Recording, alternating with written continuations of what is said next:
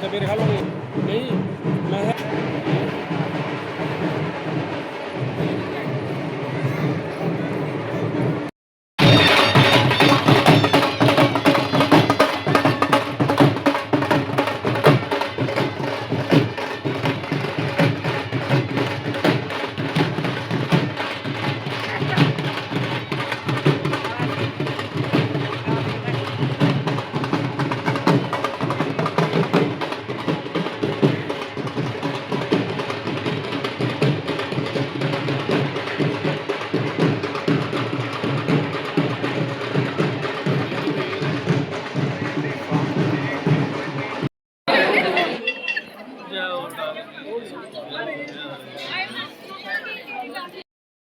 जी हमें नहीं दिया किसी को भी।